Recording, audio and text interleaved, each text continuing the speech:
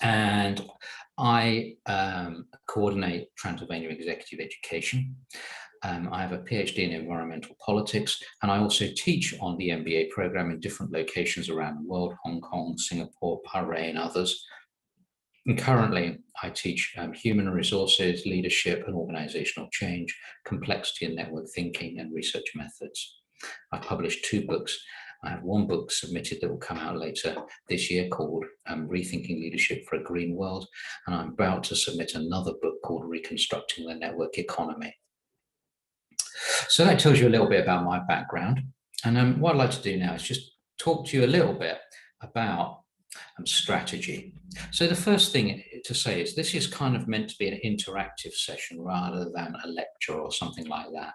So feel free to intervene at any point. You can do that either by simply talking or by raising your hand, and then I'll see your hand and we can go from there. So first question is, what is strategy? So what I've done here is I've put on the slide a variety of descriptions of strategy by some of the bigger thinkers.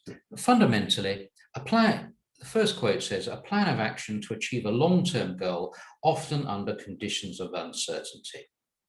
In other words, it's about developing something that we think is fit for the future, which of course, being the future, is inherently uncertain. We can't know the future, as the Americans and their allies have recently discovered in Afghanistan.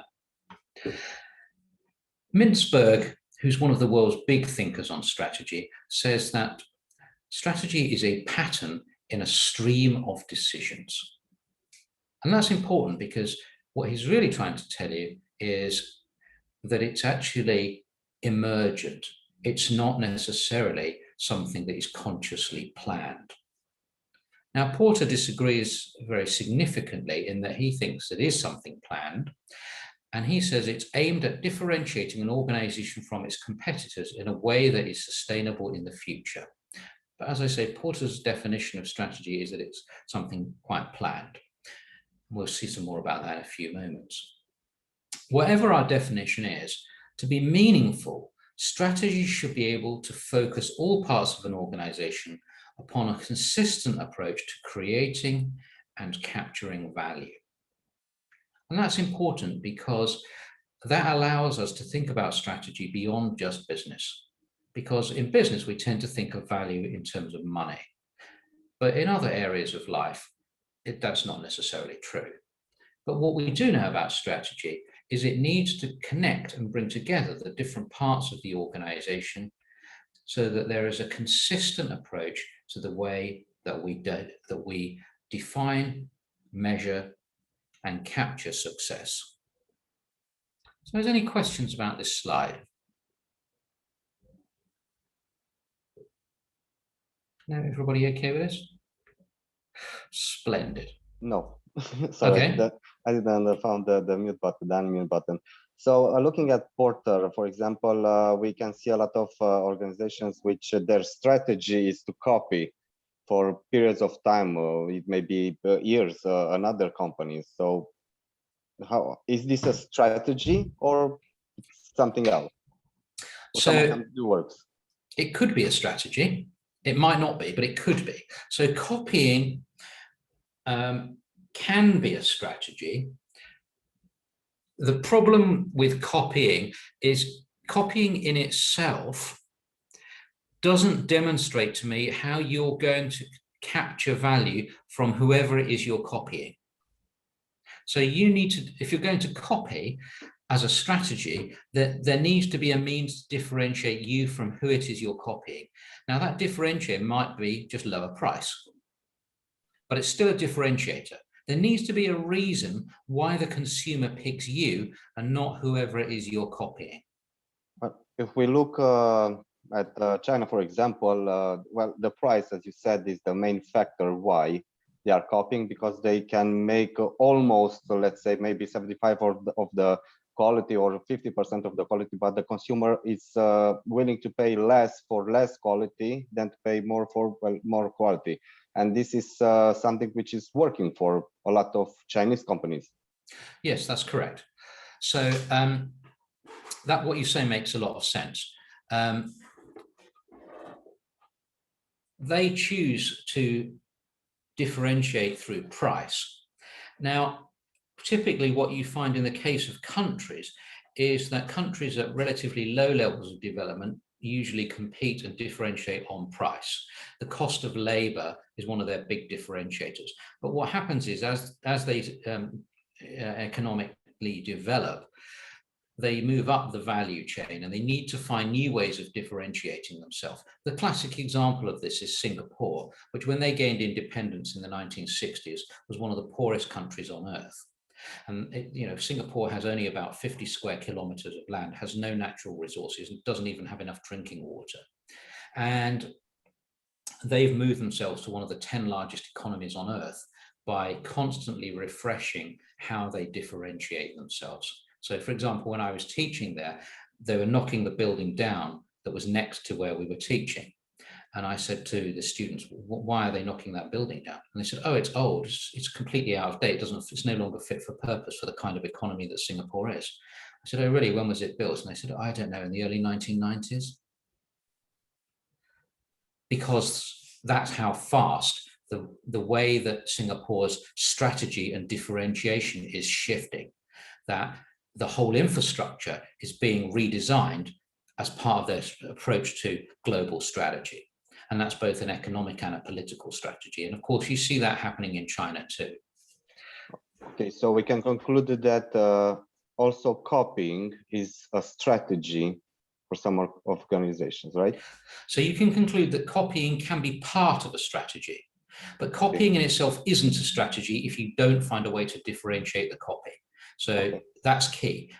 You can differentiate by price, and that's very common, right? So if supermarkets, for example, will copy brand manufacturers and label it with their own brand at a lower price, some of which may be basically identical, some of which may be poorer quality. But fundamentally, it's the same product. The differentiator is the price. Okay, thank you. All right, you're welcome. Any other questions about this slide? We have a comment from Jonathan in chat. He's saying that copying, but in a different location, represents a differentiator. That might be true. You can't say that for certain. If you have a different marketplace where the product as it exists today that you're copying is not present, then that's true. But if you're trying to place it into the same marketplace as the product that you're copying already exists, that's not true. That's not a strategy. And so from a competitive point of view, it's hard to see how you're either going to capture market share, and if you can capture market share, how you're going to sustain it. Because as soon as the people you're copying realize what you're doing, they're likely to find a way to attack you. Because you don't have a meaningful strategy other than copying, they'll probably be successful.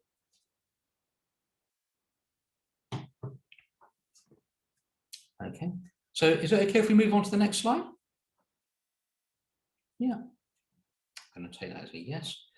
So what I'd like to do is just introduce you to one of the classic models of strategies, probably the most widely used model of strategy. And this is Michael Porter's 5 forces. And it's classically represented using the diagram on the right-hand side of this slide. But I've also included a diagram on the left-hand side of the slide, which I think makes it easier to understand if you've not come across it previously. And what Porter says is, there are 5 key forces which, if you can understand, measure, and analyze, will enable you to determine what your strategy should be. And these forces are the threat of new entrants to the marketplaces you operate in, the power that your suppliers have to control prices or supply of core products. And that's an important distinguishing feature because, for example, in the oil market, the OPEC countries are able to control the volume of oil they supply to world markets, which has a significant impact on companies that are reliant upon oil for producing whatever it is they make. And that's a control over supply, not a direct control over price. but some companies also have a direct control over price.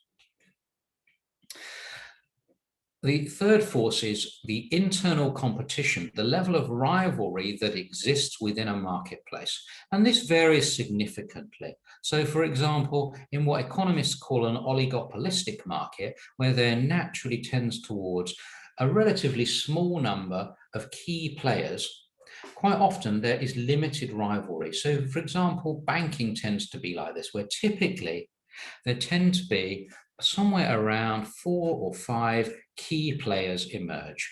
There are often smaller banks, but they're not very important for the marketplace. They tend to be somewhere between 3 to 5 really big players. And because they get used to being there and their dominance, after a while, they tend not to compete on price. And it quite often tends towards a price cartel. But in other marketplaces, there is intense rivalry. And so, for example, if you take a business like the recruitment industry, there are very few barriers to entry, and the result is that there's very intense competition. Then, coming on to the point that's just been discussed about copying, the question here is, in the fourth of the 5 forces, what is the threat of substitutes? How easy is it for somebody else to produce a product which is either a copy or is an adequate substitute for what you offer? Because clearly this impacts your strategy and your ability to set prices. And then the final of the 5 forces is the customer's bargaining power. How easy is it for the customers to exert power over your ability to create and capture value through prices and so on? How easily can they switch to something else?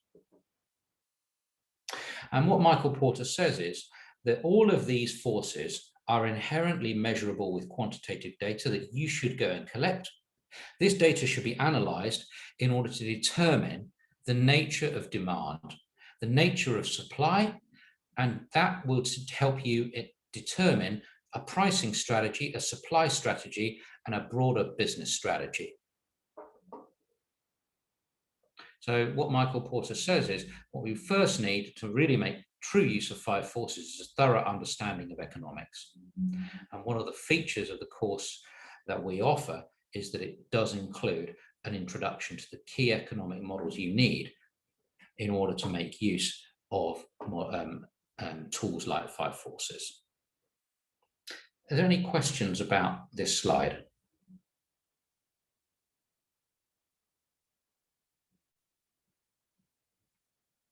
Okay. Does this sound like how strategy gets made where you work? People spend time sitting down, analyzing quantitative data on these forces, then figuring out demand and supply models and developing a pricing and a business strategy based on that. Is that how it works where you work? What do you think?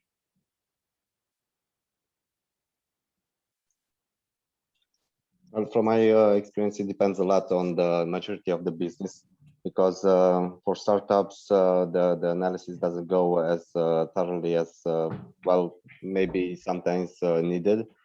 And maybe in a corporate environment, it goes too much in details, and a decision is postponed a lot of time.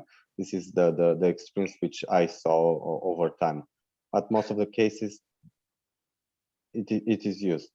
It is taken into consideration, even though sometimes the people in the room don't have the theoretical knowledge, but they do have the experience from past industries or companies. Right, I think what you just said is absolutely true. Typically, 5 forces is very widely used by organizations that employ people who have graduated business schools, particularly MBAs. And so that we know for sure is likely to be the world's large multinational companies. And those that work in what Mintzberg tends to call a divisionalized organization. Startups very rarely do this kind of thing. They tend to work on hunches and instincts. But what's interesting is lots of medium-sized companies actually know nothing about strategy. Lots of medium-sized companies don't really understand the difference that exists between the kind of operational planning that they do and a genuine strategy.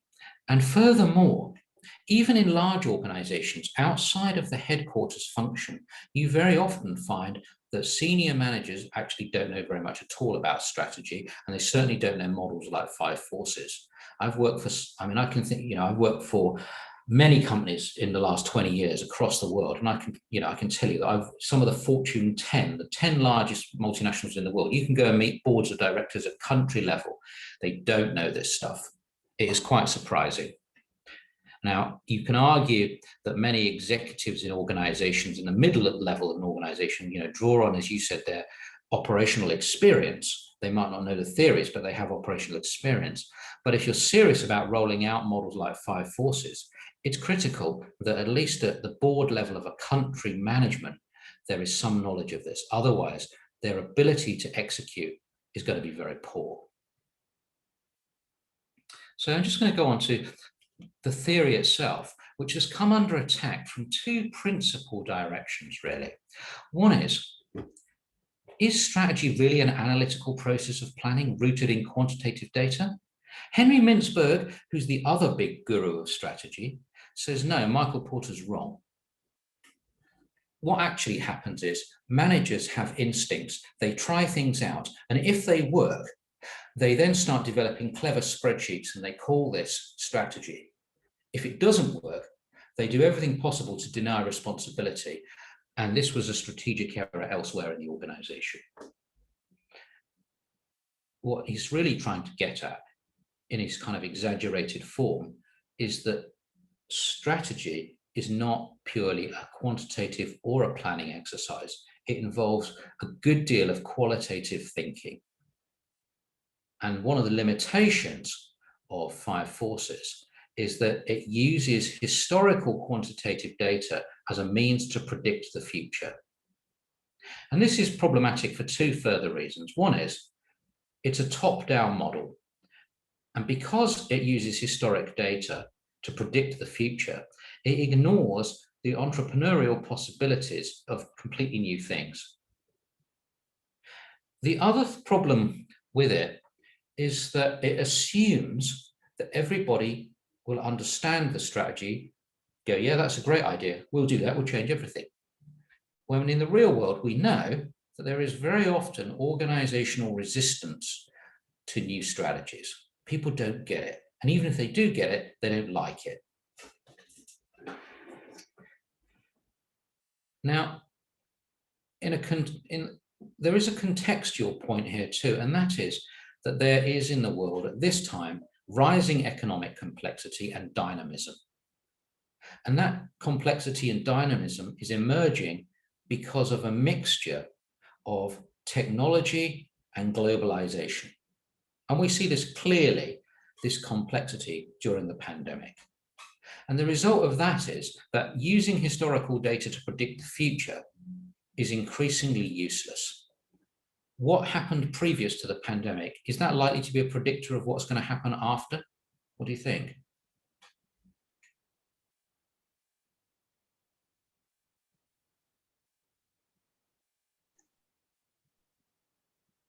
See, nobody's speaking, so I will speak again. I don't know exactly the author, but I remain with the idea that we should not take out the hunch which a lot of leaders have, but we should not rely also or not only on hunch, but also on data. So we should combine these 2. Now, in the 60s, 70s, as I know, there weren't a lot of data to be taken from as we do have today, because now we have a lot of automation which we can rely on to pick up a lot of data. But again, we should not go in the other extreme to base our decisions only on data-driven decisions. So, yeah, that's right. And that's very much the point that Henry Mintzberg makes. First of all, his real point is that if we rely purely on quantitative data, that's an error. And many things cannot be planned in a predictable quantitative way. Human beings do not react well to being treated as numbers, for example. The second point is, and this moves us on to the next slide, is that Digital disruption is changing the way that markets function. So it's basically altering the fundamental laws of economics. And what this means is that what was useful as a historic historic data cannot be used easily to predict the future. So in technology markets, what happens is they tend towards winner takes all. So previously markets could be characterized using what in Romanian you call curve Gauss, the bell curve. That's no longer true where technology disrupts. Increasingly, markets are shifting to Pareto curves. And in a Pareto market, there tend to be between 1 and 3 key players, and everybody else is left in what's called the long tail. Right, so the ability to copy and challenge is significantly removed. So if you think about, let's think about any kind of tech market. So how many mobile operating systems are there in the world? Anybody tell me, how many are there?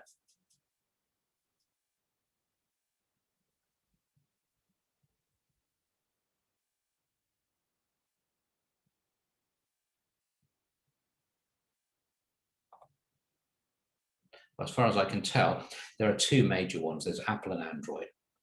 Huawei are trying to launch a third called Harmony. And then there are some smaller kind of also rans. Linux is trying to get something, Firefox trying to do something, but these are tiny percentages in a market. How many computer operating systems are there? Well, once again, there are 2 major ones.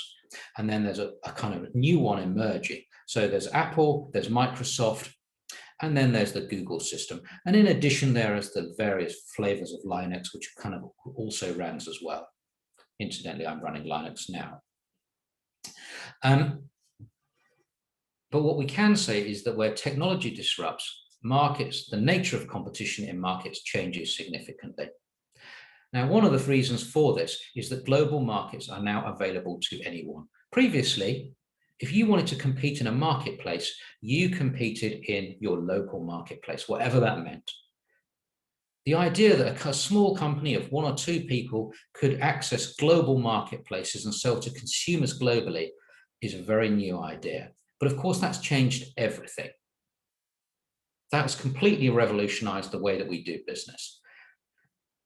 And as a result, what matters as the driver of value is not so much the internal processes. And it was those internal processes that were central to Michael Porter's 5 forces model. Because Michael Porter argued that the core value of a business is either going to be held in its products or its processes. And 5 forces was a model to develop strategy to capture it within those products and processes. But within tech markets, those things are not far less significant in creating and capturing value. What matters is the network potential. Think about Amazon. Let's just think about books in the world of Amazon for a minute. Does Amazon write books? No, they don't. Do they publish books? No, they don't. Do they distribute books? Kind of not really. They basically sort and select books, and then they give them to DPD, DHL, or whoever else. So what do Amazon actually do? Any ideas? How do Amazon actually make any money? If they don't make, distribute, or anything else, what does it mean to aggregate? What do they actually do? They provide trust. Kind of. How do they do that? Taking the feedback from certain users and getting that feedback to new users, let's say, and building thus a community, if we can say. Maybe community is a strong word, but you can rely on real people's opinions about that product. This is one point, and the other point, what I know, they I don't know how to explain this. They make sure somehow that you can rely on those products as best as possible, even though they are not produced by them. Right.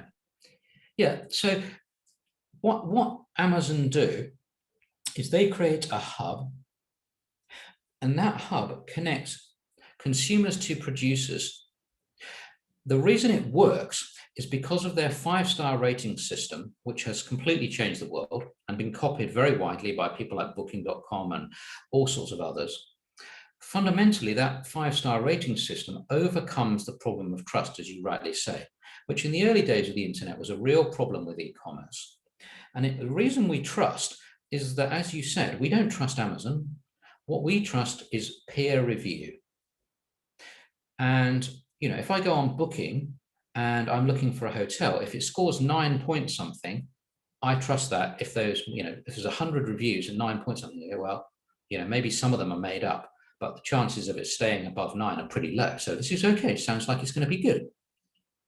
And that's kind of how they do it. And that's what they mean by aggregating trust. But what it also means is that the source of value creation exists in their ability to use a network to aggregate trust. It's not about their internal processes. It's not about the product itself. And that's a revolution. The other thing that's happening is that the tech giants are becoming marketplaces in themselves. You think about Amazon Marketplace. They are enabling you to access the world. They aren't a product provider. They're not just a distributor. They're not just an aggregator. They are the market itself. And so is eBay. And so is Alibaba. But what we're starting to see is that there are a very small number of them actually controlling entire marketplaces. We haven't seen this before. And this isn't just a threat to our traditional models of economics. It's a threat to states themselves, to our models of sovereignty. Their markets are global, bigger than any national market. It won't be very long before they are assuming that level of market power beyond some of the world's largest economies. And you are starting to see articles in Harvard Business Review wondering about the political consequences of this. I'll just move on a bit. So how do we function in a marketplace like this? First thing to say is that tech markets are about telling a story. And the reason this matters is because we can't meet in person to complete a transaction. The story actually matters more, not less. We need something to believe in. Now, Amazon have us believe in each other's reviews. That's their story.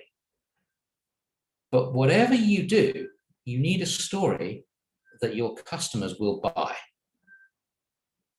The other aspect about this is that both the production and consumption of products and services is being more distributed. We're working remotely, people are buying remotely. That means that the nature of production and consumption is going to have to change, and therefore so is leadership. In the past, we wanted to go and buy a product, we went to a supermarket. That could be controlled by producers. Now we go on eBay, Amazon Marketplace, we can buy anything from anywhere. The whole nature of what we mean by leadership has changed. Leadership, when value exists in a process, can work as a linear thing. When it's in a network, it doesn't work. Command and control does not work in networks. How do you lead when your employees are not in an office? They can be anywhere. And that's clearly going to be the case after the pandemic. The whole nature of how you do that is going to have to change. But if we're saying that the rules of the game of business are changing, and we are saying that, and you're seeing streams of articles in journals like Harvard Business Review describing how that is happening, it's important that we know what the rules are that we're breaking. And a good example of this, when I was at school, it was fashionable not to teach grammar. So people of my age who come from the UK know very little grammar. And the idea was that we should be free to express ourselves without restrictions of grammar. And while that might be quite cool and sexy, it isn't much fun to break the rules if you don't know that you're breaking them. What happens is you end up just looking stupid. And so it also means that learning foreign languages is actually quite hard for people of my generation that are British. So one of the things that we try to do in this program is make the effort to make sure you understand the historical models so that if you want to challenge them, you are at least aware of what you're challenging. And that's important because if you're going to be taken seriously and develop credibility in strategy, it's quite important that you are conscious that you are making a break from the past.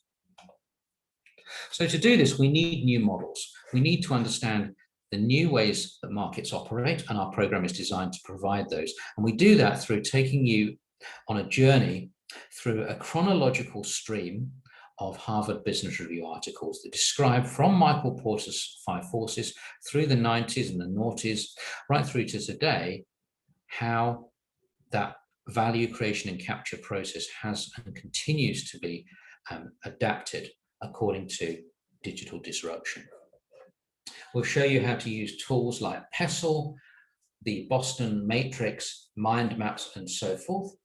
And you're also going to need to be aware of what are the classic signs of digital disruption starting, because many people are working in markets that are not yet disrupted, but that disruption process is likely to come, and it's important to recognize the signs of where you are in that process.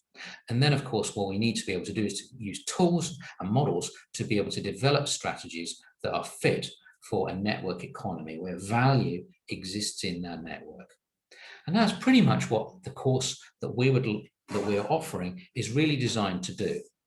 So what I've tried to do today is to give you some basic insight into the idea of what strategy is historically, its classic model, the 5 Forces model, and some indications of why it needs to change, some of the ways it might change, and suggest to you that the course that we're offering is a useful way to help prepare you for this new world. Are there any questions about this at all? Feel free to ask me anything you like.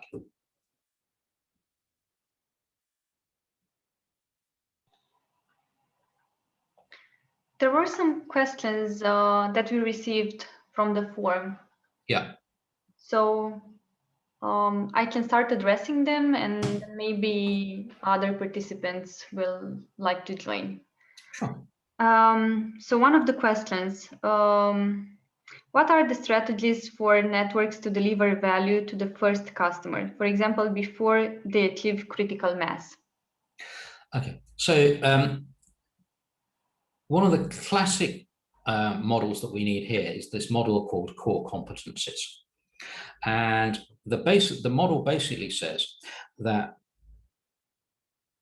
consumers do not buy products, they buy value streams. So in other words, what is it about your organization, or your product, your service, that consumers particularly value above anybody else's? And sometimes that can be things like customer service. So for example, the Virgin Group, which is a very large international group now, their core competency is outstanding customer service. So any market that they see where there's poor customer service is a potential opportunity for them. So they're into everything from banking, airlines, railways, anything you can think of that historically was characterized by bad customer service, there's a chance they were there. The Apple computers, their core competencies are basically around 2 key things. One is design. Apple isn't really an IT company. It's the world's greatest consumer design business. And the second thing is an aesthetic. They are about delivering an aesthetic, right, which is associated with intuition. Their products are aesthetically pleasing and incredibly simple to use. They may be technically inferior, and many of their computers are significantly inferior to Microsoft machines. People buy Microsoft machines because they're useful and they're functional, not because they're beautiful. People buy Apple machines because they're aesthetically pleasing, and we associate them with a superior level of status as a result. Everything Apple does is organized around those 2 core competencies. And so describing them as an IT company in some ways is disingenuous. It's not really true. So if you are thinking about where you start, what you really want to be thinking about is, what is it about what we're planning to do that the customer would really value, so that you focus your efforts on the things that get that customer to yes, at a good price. that will then allow you to scale appropriately too. You'll focus on the things that matter, not necessarily the things that you think should matter. Many people spend too much time working on things they think are important without actually making sure they're the things that customers value. You know, the reason Apple was able to pioneer the iMac and get rid of the floppy disk drive was because everybody assumed that's what the customer wanted. Apple realized actually it wasn't very important to them. What mattered was their ability to save things, not the floppy drive itself. If they could do that with a CD, that was fine.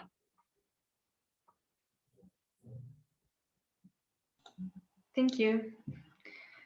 And we have a question in the chat from Jonathan. And if it's the network that the customer values?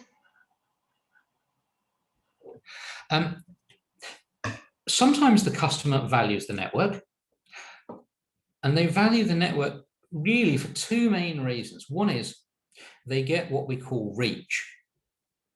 So you have global reach through digital networks that otherwise you don't have. The other thing you get is richness. So you can have a richness of product that you would find it difficult to get in some locations. So if, for example, if you live in Bucharest or London or Paris, you have quite a rich choice of products available from shops, but not the same as if you had access to the whole world. But if you are living in, say, Alba Iulia, then your range of choice from local shops is significantly different to Bucharest and significantly different to going on Amazon. And so customers do value networks for both richness and reach. And there's a whole article in Harvard Business Review written about this. Sometimes they can also be valuable because in addition to richness and reach, they provide the opportunity to deliver that richness and reach at the lowest possible cost in the world.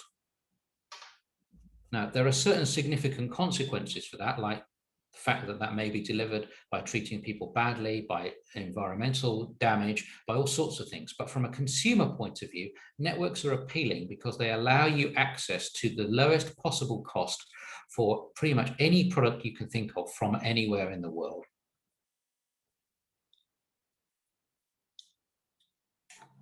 Thank you. Jenny, feel free to follow that question up, whoever wrote it, with anything else you'd like to ask on that topic. Any other questions?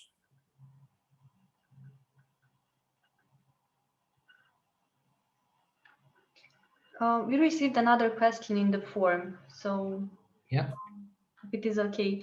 So what's the difference between a strategy and a plan? Okay, this is a really good question. So lots of people confuse the two. I've spent years working as a headhunter, and I've constantly been told by particularly people like HR managers that they do strategic work, and then they describe a whole series of operational things that they do. And the difference is critical. Many people develop all sorts of plans, and those plans are designed to change something operational. Now, that doesn't make them bad, but it doesn't constitute a strategy. And there are two key features of a strategy that we talked a bit about right at the beginning that really distinguish strategies from plans. The first one is that a strategy needs to integrate all aspects of the business. A plan doesn't. You can have a financial plan, you can have a marketing plan, and it would be nice if the marketing and the financial plan connected, but in many organizations, they don't really. And the second aspect is that a strategy is about linking what we do operationally with how we think we should capture and create value. A plan often assumes how we're going to capture or create value and says, right, we've got a plan for how, this is a plan for how we're going to do this operationally. A strategy needs to be very clear how and why we believe this is how we capture value and this is how we create it. And that comes back to the questions about core competency.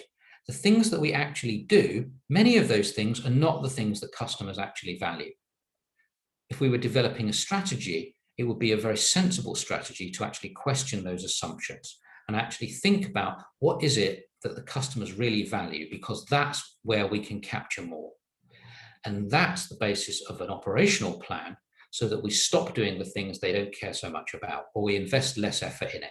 The only reason for investing time and effort and money into things that customers don't really care about is because they're essential for whatever it is they do care about. And without those things, they wouldn't be able to buy. So two key things. It's about strategies are about linking operations directly to adding value, to creating and capturing more value. And they have a component where they need to be able to integrate the various parts of the business in that process. Plans do not necessarily need to do either of those.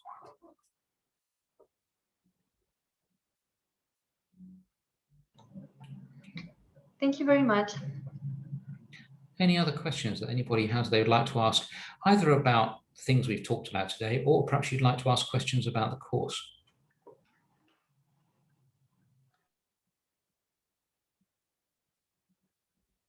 Maybe you should offer like a short overview conclusion of the course. Sure, I'll just talk you through this slide in that case. So basically the course combines 4 modules and they're delivered once per month. And they start on a Friday at 4 p.m. run to 8 p.m. and then they're Saturday from 9 till 5 p.m. The courses, every single course will include multiple speakers. And the speakers are typically of 2 types. Some of the speakers are internationally established academics, such as Professor David Grant, who's one of the world leading experts on logistics and supply chain. And Professor David Collins, the world's leading authority on the idea of storytelling as strategy. And then we're also going to be using business leaders, particularly local business leaders. So in the last class, we brought Daniel Farmaki, who's the CEO of eInfra. We brought the lady who is the head of retail banking for Bank of Transylvania. We brought Daniel La, who's the CEO of Yonda in Romania, and a number of others to inform those discussions and bring them both to a kind of global standard of discussion, and also to inject that operational experience that the business leaders bring. Most of the work will be based upon myself introducing theories such as I've done today, and then having class discussions and working on case studies in small groups so that we can present back and practice the application of this knowledge to real world situations. And we take you through 3 modules, which take you through first the introduction to the models of strategy and economics and so forth. Then we'll start working on real specific challenges and thinking about the way that the tech economy is radically shifting the way we think about economics and strategy. And then the 3rd module will take you through models of leadership, storytelling, and tools to help you actually construct strategies in this network economy. And the final module is nothing more than a series of case studies that you work on one after another, each case study facilitated by an outside guest speaker, so that it's as real as it can possibly be. Some of those case studies are international, some are local. And that's really what the program is about. And at the end of the program, you'll receive a certificate from the University of Suffolk, who are validating the integrity and excellence of this program. So just to be clear, the program is available at €1,800 and it has 4 core modules and is certified by the University of Suffolk for its excellence, and is delivered by Transylvania Executive Education, who I described previously, and is endorsed by the companies you can see on the right-hand side of this slide. Any questions anybody would like to ask about the program or anything else about the slides that we've covered today?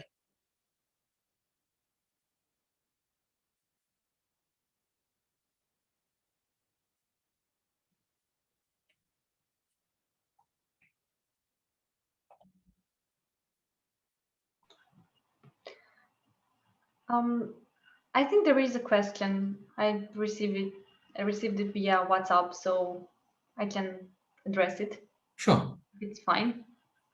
How could I benefit from this executive course? Right, so at the level of the individual, how does a person benefit is a very good question.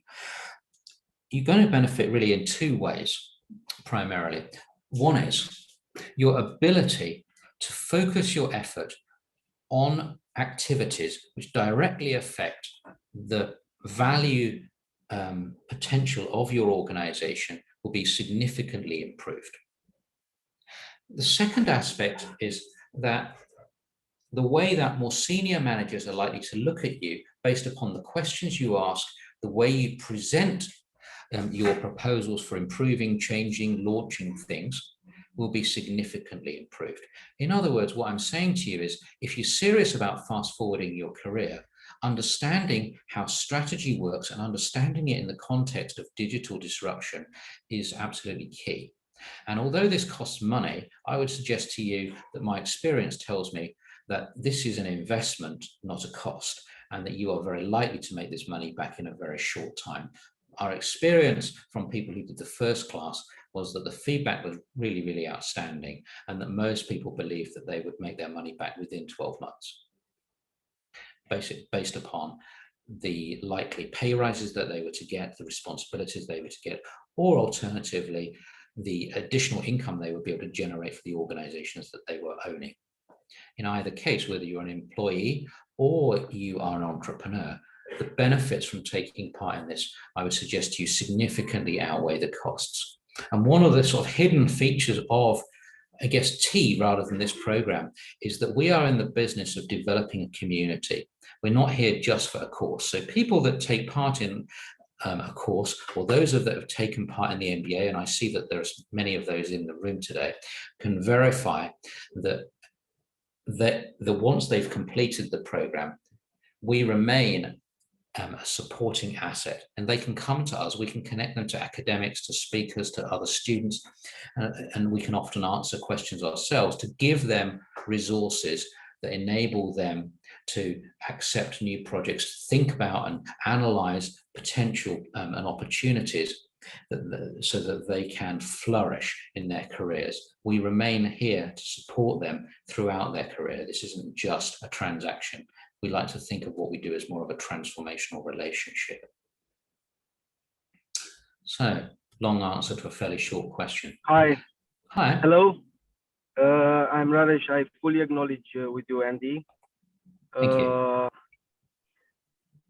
What I want to say is that it's very interesting, the course. Unfortunately, the MBA was much more vast than especially the digital disruptions happening more today than 4 years back. So if I may ask for is a ticket for one of the courses, but not now because I'm in a project, a big project that I cannot do it. You know? But it's very interesting, and good luck to everyone. Thank you very much. Much appreciated. Okay, is there any other questions that anybody has?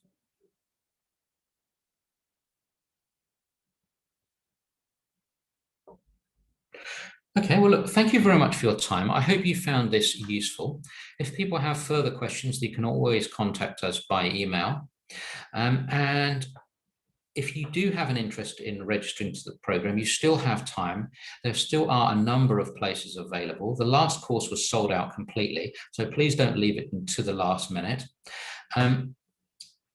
I do hope you'll take advantage of this opportunity, because very rarely in Cluj will you get the opportunity to interact in a with really global and local leading figures in such a kind of short, compact and intensive way. It really is quite a good opportunity. So is there anything else that we need to add at all today, Andrea?